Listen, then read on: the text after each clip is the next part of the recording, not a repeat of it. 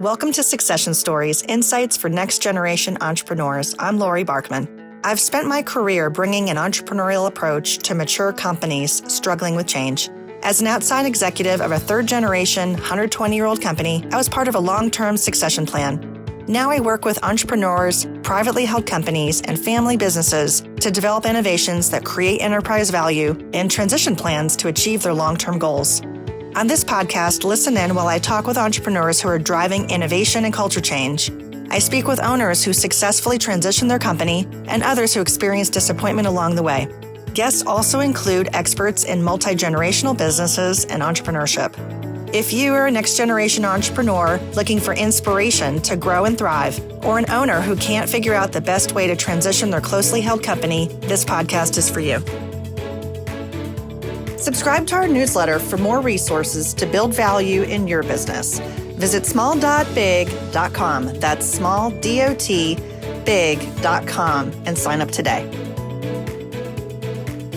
Founded in 1780, Laird and Company is America's oldest distiller. Yep, 240 years old. Laird makes Applejack that people have enjoyed since colonial times. Not many companies can claim George Washington as an OG fan. Talking with Lisa Laird Dunn, Generation 9, and her son Gerard, Generation 10, was an entrepreneurship and history lesson mixed into a brandy snifter.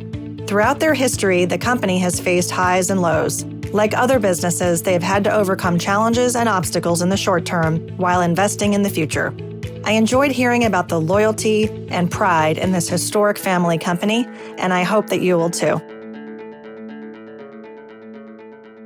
Good morning, Lisa and Gerard. I am thrilled to be with you guys today for a lot of reasons.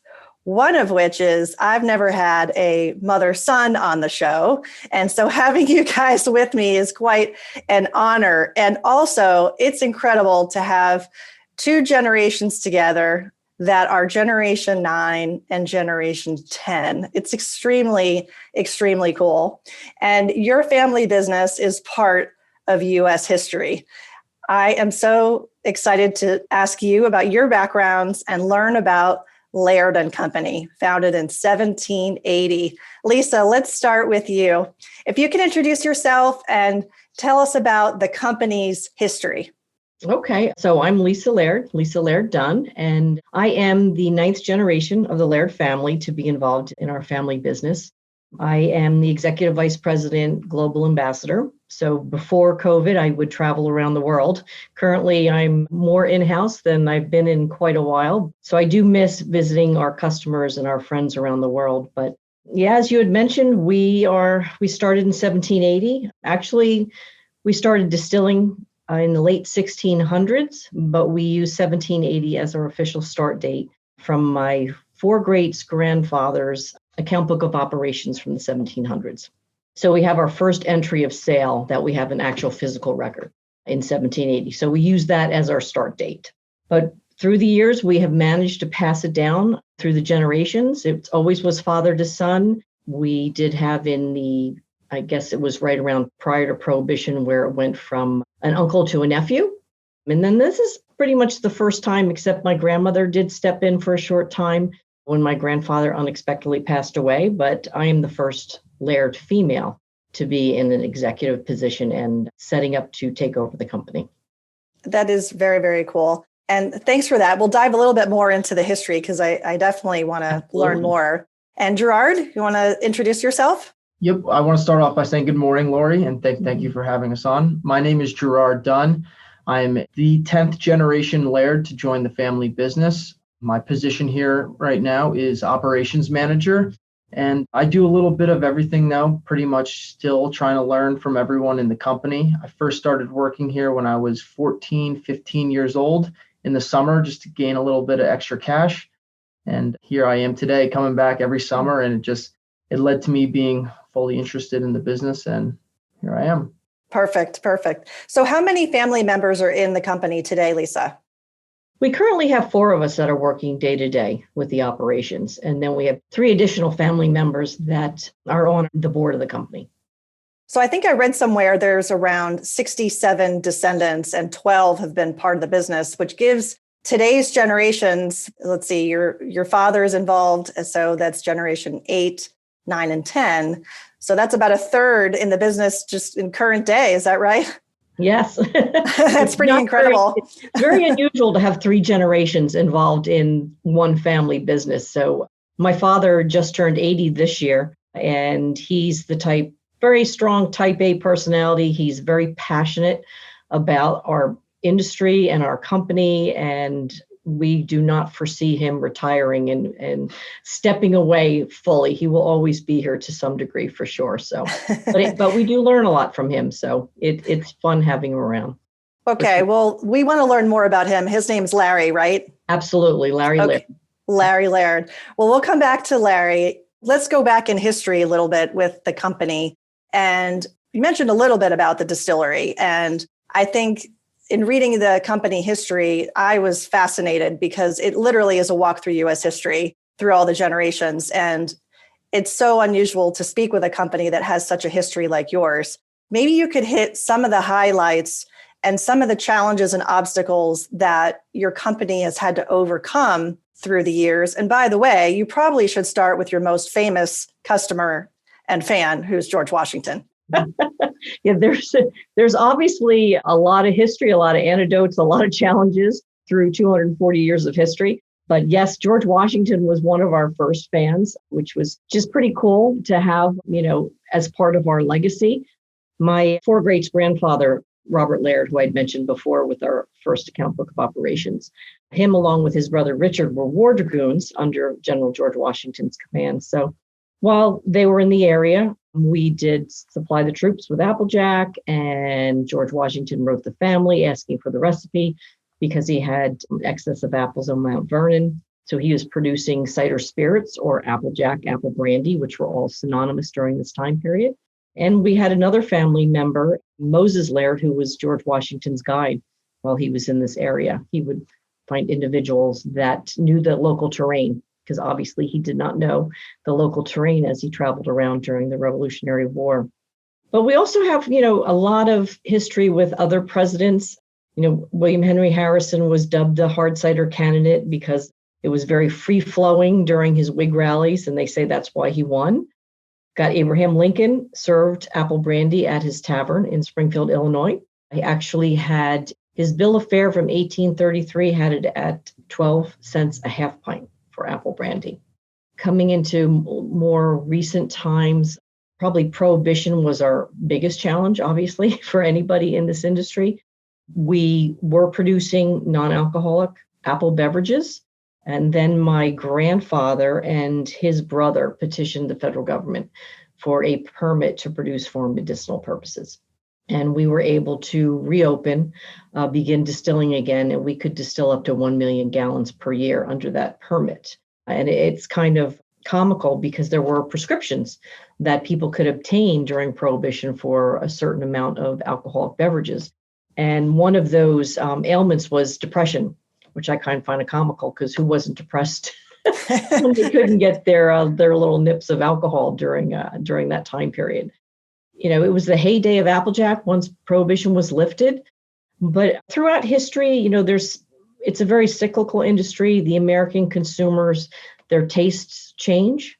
We went through a period where customers were moving away from heavy brown spirits. They wanted lighter vodka and gin and rum and so forth. And so we had a decline in sales moving into the late 60s, 70s, and 80s. And actually, we created a new federal standard of identity in 1970 of blended Applejack. And that was in order to lighten our spirit to kind of accommodate the changing tastes of the American consumer.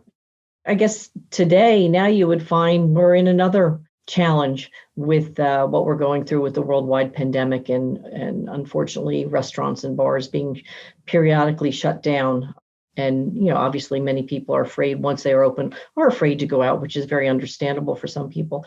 So we definitely are in a challenging time period again with our industry. And unfortunately, that's when Gerard jumped in and he's learning quite a bit right off the get-go. Yeah, Gerard, your timing's impeccable. You joined right in the middle of a pandemic. Congratulations. It couldn't have been better timed. Yeah. Lisa, thanks for sharing that history. And I think it's important for the audience to really appreciate, not only have you been, curating a business in terms of the legacy, but you're also trying to move it forward. And that's a big part of what I want to talk about today with succession, because your father, and I think you touched on it in the 70s, perhaps he had a role in there where he had joined the company and then he had dealt with some of those changes. Is that correct? That you were just alluding to? Was your father really part of that? Absolutely. And in addition, because at that point in time, our business was Applejack and apple brandy. And we found we had to diversify at that point in time because consumers really weren't drinking that much brown spirits. So we diversified into other types of spirits where we rectify and bottle, and we created an import division where we import wines and spirits. And we also started contract bottling for other customers. And we were able to keep the doors open and be able to continue the legacy and continue the company. And it's amazing. At one point, I guess in the 70s and 80s, about 80 to 90% of our business was contract bottling. And today, now it's reverted where 80 to 90% of our business is our own products. We still do some contract bottling. So it's ebb and flow depending on what the economy, what we're up against. But we have found a way to diversify and make the necessary changes in order to keep the business going.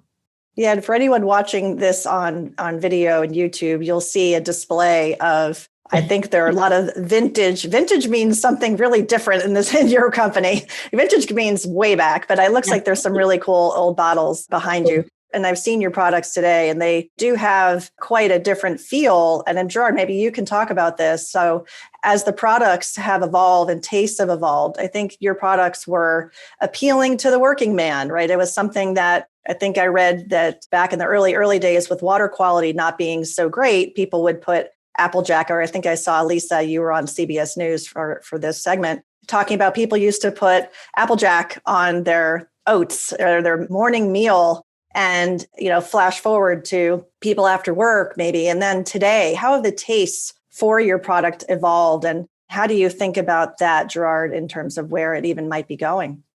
So yes, the tastes have definitely changed with the modern consumer. At our heyday, it was mostly known for people's grandfathers would drink it. It would be a shot and a beer type atmosphere at a bar. But now you're seeing a reinvigoration of the cocktail culture. And a lot of bartenders are bringing back these old recipes for the modern consumer. And personally, that is my favorite way to consume our apple brandy. But you see a more modern shift with the packaging as well. So we had to pivot with that a little bit. We still like to include our history in some of our labels. Like our 7.5-year-old apple brandy is almost a spitting image of one of our oldest bottles we have with us here. But our newest apple brandy expression, our 10th generation apple brandy, which was created to celebrate the 10th generation joining the family business. It's definitely our most modern looking package. Mm-hmm. It's absolutely beautiful. Everything from the glass bottle to the clear coated label. And but it still ties in some of our older parts of our labeling, like our apple logo, and as well as the cork finish. So you have an eye towards the future with certainly an appreciation of the past. You had mentioned in your introduction, Gerard, that I think you said you swept floors and you did all kinds of things as a teenager. And we'll just assume the labor laws all worked out, but we won't go there. But how did you really get interested in working in the business? Was it something that it was just assumed you would do, or was it genuinely an interest that you had and you had developed on your own?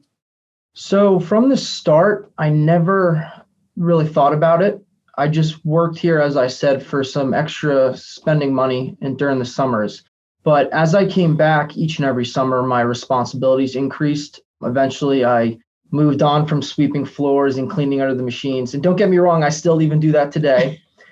But I started working in our accounting department in our processing, where I was actually making the batches of liquor. Worked a little bit in sales and marketing as well. So as I gained more responsibility, I gained a greater sense of pride. And the longer time I spend here, it's hard to explain. There's like an aura where I don't know if it's the history or if I think it's the history, but it's that greater sense of pride as I was touching on. And it just makes me proud to work here. And I was never assumed I was going to join the business. I think that's something my grandfather and my mother did exceptionally well. I never felt pressured at all until one day my grandfather just walked in my office, sat down, and just straight up said out of nowhere, "So do you think you want to join the business?" And I said yes. And then he got up and left the office. Not a word more was spoken, and it was just clear cut from there. That's it. Done. That was it. Done Exactly. deal. And that was the only time it was ever brought up. So I think they did a great job of not pressuring me. Lisa, what's your position on that for yourself? And then as you think about Gerard coming into the company, what were your thoughts? Well, obviously, I wholeheartedly wanted him to come into the company. And I also have a daughter that hopefully someday she will come on board. But obviously, I feel very strongly that it has to be their choice. It has to be their passion, because if it isn't their choice or passion or what they want to do, it's not good for them and it's not good for the company as well. Luckily, my father took that avenue with me. I never felt pressured. So I felt it was also important that I didn't pressure my own children, because I saw how I started one path and then I realized that this is what I wanted to do and it was my decision. And I think it's very important that you don't feel that pressure. So yeah, and I had pretty much had the same avenue that Gerard did, worked here just to make some extra cash, I worked in quality control and production. And then when I finally decided to come into the company, I went into accounting and to sales and so forth, but which is pretty funny. When I was younger and working here and working in production, we had an elderly gentleman called Jake Gunther. He'd been here for years, and a local guy here in Colts Neck, and he ran our processing. And he one day went into my father's office and goes, "Do I have to listen to her?" And my father goes, "Yep, if she tells you something to do, you got to listen to her." He goes, "Okay." And that was it. And that was it. That was it. So I'm a little stumbling here because I know you mentioned that I want to be sensitive to it, but you mentioned that in your history, it's typically been a man at the helm, Absolutely. a son, Mm-hmm. and your father is the chairman and CEO, but you have an external facing role. You have a significant role in the company. And I think there's your cousin is also in the company in a finance. Yeah. Mm-hmm. And so you have a significant role and you're a woman. And so in your coming into the company and people saying things like you just heard, okay, so there were some rumblings internally. What about externally in this industry? Isn't it kind of male dominated? What was the reaction to you coming on? It's extremely male dominated. You're seeing many more women involved in the industry today, which is wonderful. But when I first came in, there basically was very, very few women. And it was difficult at times. But I think I did have some type of advantage just because of my name, and I was part of the family of the company. But in some instances, that didn't make a difference. So there were certain times that it was definitely difficult. I had to go above and beyond to prove myself that most men probably did not have to do in this industry. And I've had to do it internally as well as externally. But I had quite like in-house. When I started, we had a female VP of production, Janice Custer, who was a wonderful role model for me and taught me so much about production. And, we were probably one of the first companies in this industry that had a female in a very prominent role. So that was something for me to look up to as well and to learn from her.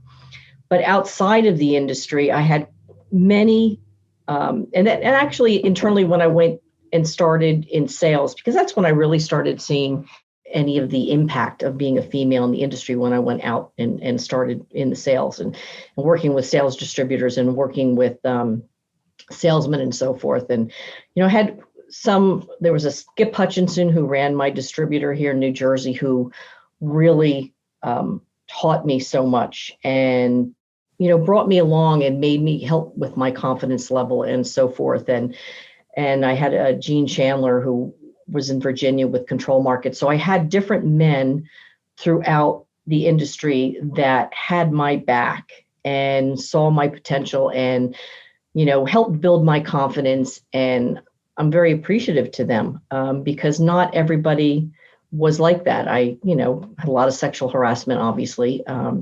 I worked with a salesman one day, and all of a sudden he had a bottle of champagne and a blanket and a picnic lunch and wanted to go for a picnic lunch instead of visiting accounts. And I'm like, no. So, different things like that. So obviously wouldn't have done that with a male supplier, but it was a nice idea to go for a nice little picnic, so there's different instances for sure, which I could go on and on and on, which would, it's kind of crazy, but yeah. So, but it's gotten much better. Obviously there's so many more female representatives in the industry. And I think it's a wonderful thing. And I hope it continues. And, one thing that I'm hoping that someday my daughter will come in and be able to, we have another female Laird family member in the company. But yeah, and you would be a wonderful mentor for her.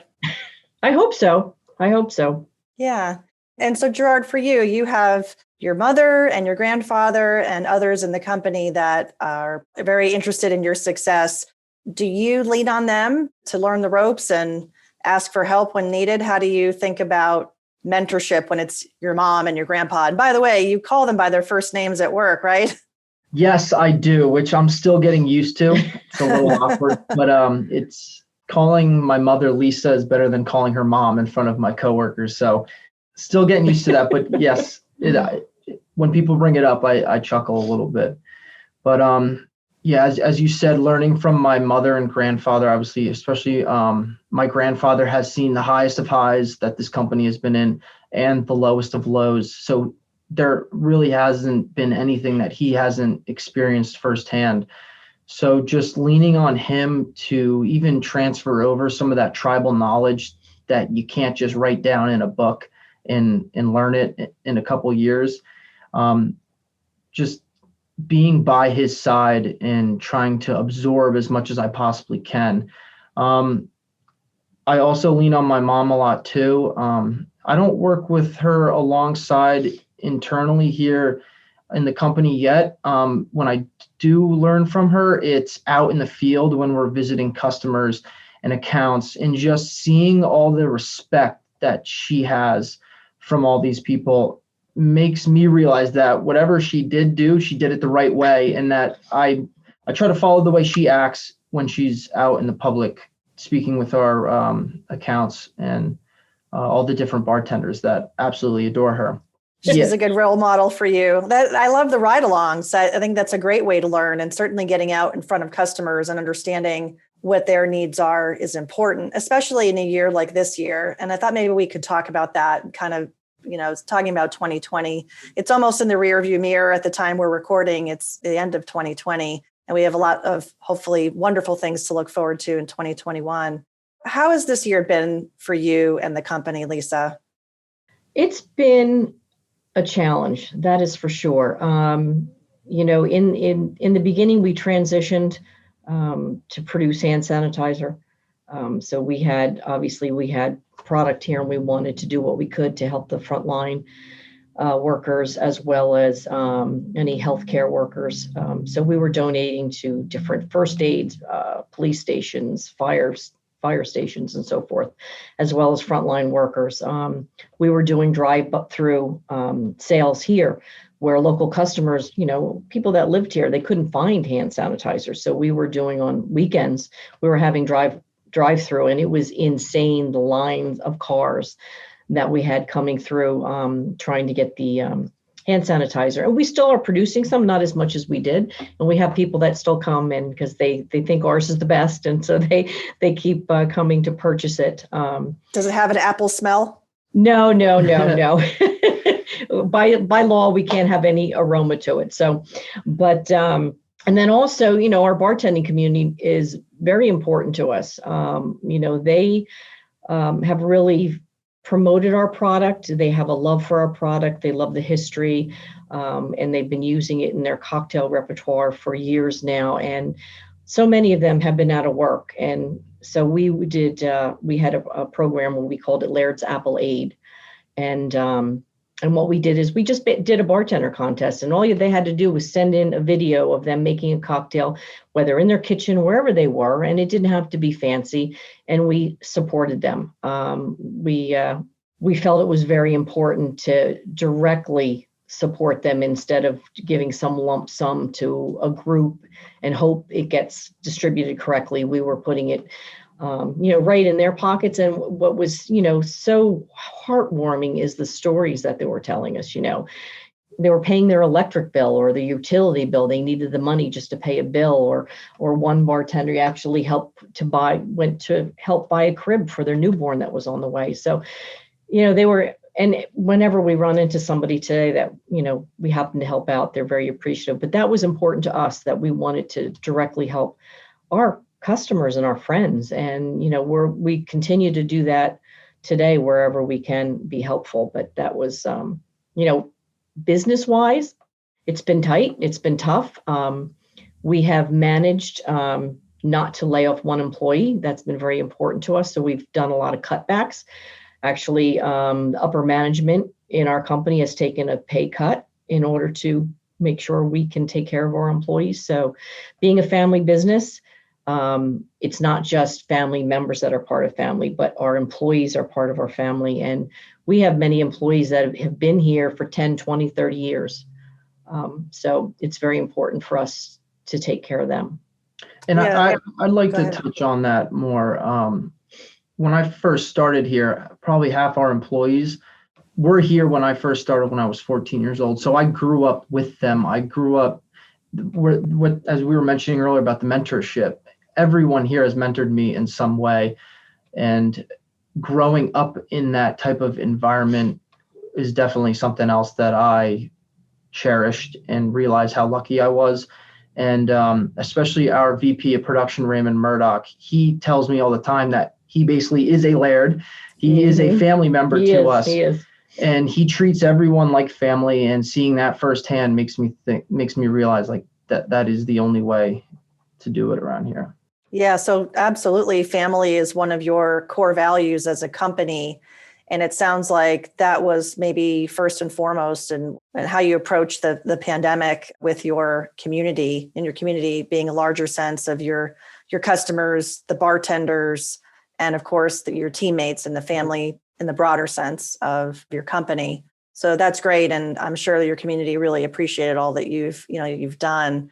I hope that 2021 is a better year, and we have some things to look forward to. So switching gears to talk about the long term, I know you have a balancing act between managing the short term with an eye towards the future. And some folks have submitted quotes to me over LinkedIn. I wanted to give them a shout out and use that as a segue here. The quote is from Peter Drucker, and it's, "The best way to predict the future is to create it." And that was submitted both by Dave Vihek and Steve Wagner. So thanks to those guys for submitting that quote. How do you set the course for the future? How does your company adapt with new ideas, new innovations, whether it's technology or otherwise? And so, Gerard, let's start with you. Technology is right up your alley right now. Yes. And when I first joined, one of the first things I learned around here is if it's not broken, don't fix it. So we still have production equipment from the 1960s that, don't get me wrong, works well and it gets the job done. But there's some areas where that mindset hasn't worked out for us. And one example would be our software system. We've been dealing with it for about 20 years now. I personally think that it is inefficient in that we waste more time entering stuff in the system than the benefits that it could possibly be giving us. So one of the projects I'm working on right now is I'm researching a bunch of different software systems and seeing what fits our needs and how it can help us not only immediately, but 5, 10, even 20 years down the road. That's a great place to start. I think also to help you be more efficient, hopefully it'll be more cost effective. And is your vision to grow and to scale, or is it more about of what you guys do in your production footprint to do it in a more cost effective, efficient way? I think a cost effective and efficient way immediately, but with the changing dynamic in the consumer taste, as we say, there's always new ways to grow so that when there is that consumer shift, we're prepared and we're ready if we take a big hit on some of our areas of sales. So just branching out into different products, I think, is the safest bet for us in the long term to make sure that we're prepared and we're not caught off guard when that consumer taste does switch. Yeah. And Lisa, what are your thoughts? Yeah, well, we are in the process of developing new products. We are always trying to, come up with new items for our sales team to sell and looking at what the consumer trends are and developing products that would fit into those categories. We are also, we've been in the process of trying to open a visiting center. We had to kind of put everything on hold with the pandemic. We didn't feel it was the right thing for us to do at this point in time to put dollars in, to put our funding and capital into that. We needed to preserve that for whatever was on the road ahead. But we do have our plans, and that's one thing I'm hoping that in 2021 we can get accomplished and be able to grow our business there, where we can have people actually come visit us and and sample products and see our history. It's not only going to just be a visiting center, but it's going to be a museum. So it's almost like not just Laird history, but American history. So I think that would be wonderful for us, and that's in our plans. And we're looking at increasing some of our contract bottling to help offset some of our lost sales due to COVID. But so we're looking at many different avenues to continue our business, and we need to be constantly changing. And we will continue to look at new avenues and develop new products and as Gerard said, become more efficient in what we are doing.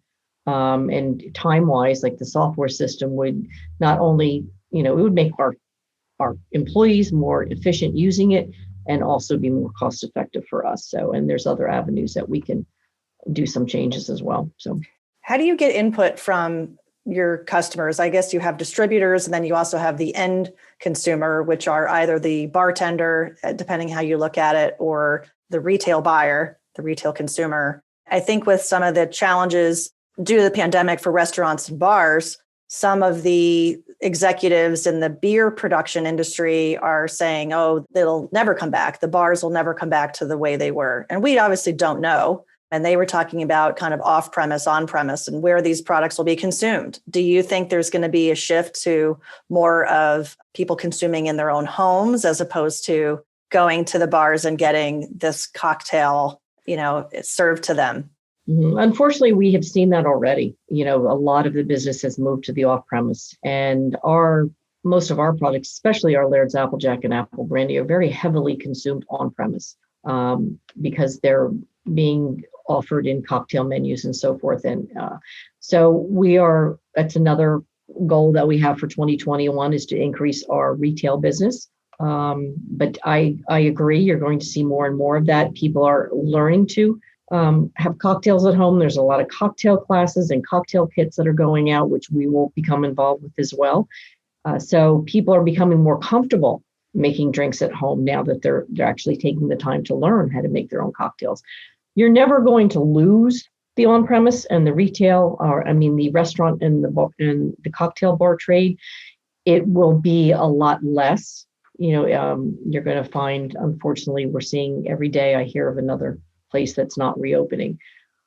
You're going to find less. But you're never going to 100% move away from that experience of sitting at a cocktail bar and having a bartender. Part of that experience is having the communication and the relationship with the bartenders and watching them make the cocktails. Like that's part of the experience right there, is watching their expertise. So that's never going to go away. But unfortunately, we're going to see more and more that aren't going to reopen, which really saddens me.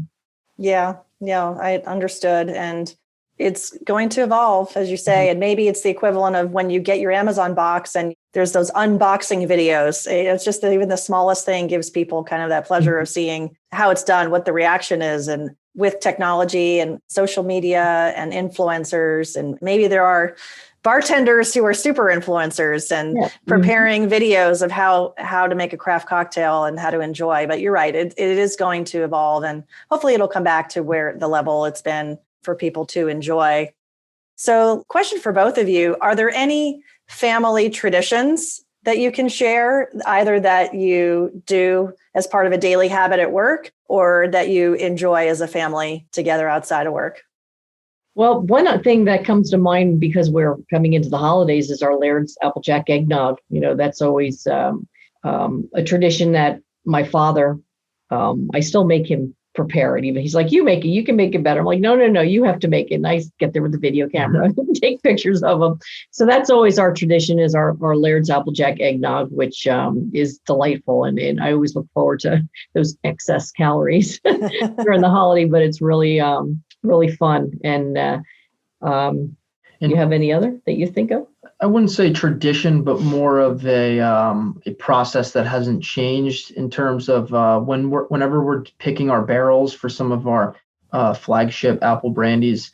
My grandfather is always the one that sits down and sniffs and tastes all the different barrels to make sure that it fits all the requirements and checks off all the boxes. My mother and I have been doing it with him so that we can learn what to look for and what barrels fill all those requirements, as I was saying. Yep, and you can see if there's something off with the barrel and so forth, what notes to pick up and so forth. So, yeah, it's becoming a learning process for Gerard as he's tasting with us and so forth. But it's and there are a lot of products when we're trying to taste and trying to you really have to develop the taste buds and so forth, and also the stamina, because obviously there's only so much you can taste and you spit, you don't swallow because we're at work and we can't be drinking because it's coming out of a barrel. It's pretty high proof. So, right. The tradition is always sitting around whenever we get together, which sometimes will annoy my mother when we're always talking business and talking about different ideas with the company and so forth. And after a while, she'd be like, okay, that's enough. Let's start. Did your mom not work in the company at all? She is the secretary of the company. She's been here on and off through the years, but does not work here full time. But, I have to, give kudos to my mom. She's always been my biggest cheerleader, as well as been there supporting my dad through all this throughout the years. They've been married. They just had their 60th wedding anniversary. That's amazing. So which is amazing in itself. Right. That's fantastic. But she's always been there. Supporting all of us and, definitely instilling in me my confidence and my strength that I have to help me, do what I do. Yeah, absolutely. So when I first learned about your company, the word that came to mind for me was legacy. And I was wondering if there was one word that each of you would associate with the business, what would it be? Gerard? I think history. I'd say heritage. Yeah, those are great. Those are great words. I think there's a lot of companies that aspire to have something to be so proud of and to hand down. And certainly in your company, that's a foregone conclusion. It's definitely going to the next generation. It's already there. As we wind down today's episode, I wanted to ask either of you if you have a favorite quote that you would like to share with the audience. Not that I can think of. I think you can't be perfect and you always have to strive to do your best, but realize as long as you do the best that you can do, that's all you can expect of yourself, and not absolutely to be hard on yourself.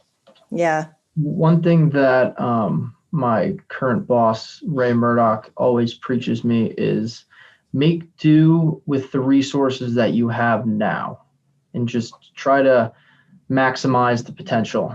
Because again, as a small family business, we don't have the capital to just buy whatever we want whenever we need it. We always need to figure out how to get the job done with what we have and then build on from there. And it sounds like great advice and a good insight. That's befitting many companies to work with what they have, but also strive to improve. So before we close, how do people find you online? So that is one thing I'm working on. We are on social media. We're on LinkedIn, Facebook, Instagram, Twitter. We do have a YouTube page that is just kicked off. one of my jobs is to make that more prominent so we can expand our footprint. I took that on when I joined, and unfortunately, it does garner a lot of time. It requires a lot of time. Unfortunately, I'm now at the point where I can't give it the attention it needs. Mm-hmm. So one of my tasks right now is finding someone to take over, because we know that it's free advertising. And with our history, when people find out about it, they become obsessed with it. And when they try our products, they usually end up keep buying more. So my goal is to hopefully expand upon that once we get this other person on board. But yes, we are on Instagram, is by far our biggest following. That's at Laird's Applejack. At Laird's Applejack. And then the website. And your website is? www.lairdandcompany.com. Everything is spelled out. We have a little bit of history on the website, some cocktail recipes, even our distributors in each state. So if you're trying to find a store where you can purchase it, you can call up that distributor and they'll help you out. And it was really handy for me. I purchased one of your Applejack brandies as a gift for my sister-in-law who lives in New Jersey for her birthday. And and so your website is a great spot. And I love the idea, by the way, that you mentioned of opening a center that is showcasing the history as well, the products. I would definitely come there and visit you. So we have an old barn here from the earliest foundation is from the 1700s. So we're going to refurbish that as well as add on to it. So the building in itself will be historical. So wonderful. Pretty cool. Wonderful. Well, Lisa, Gerard, thank you so much for being on Succession Stories today. It was great to meet both of you. Thank you for having us. Yeah, thank you so much for having us. We've really enjoyed chatting with you, and we love talking about the history. It's, something that not many companies have, 10 generations. So it's fun to chat about it. And thank you so much for thinking about us and wanting to speak with us. You're very, very welcome. Innovation, transition, growth. Easy to say, but hard to do. If you're an entrepreneur facing these challenges, I get it. I work with businesses from small to big for strategic planning with your team to achieve your vision. Visit smalldotbig.com to schedule a call with me. I'd love to connect with you. Be sure to catch the next Succession Stories episode with more insights for next generation entrepreneurs. Thanks for listening.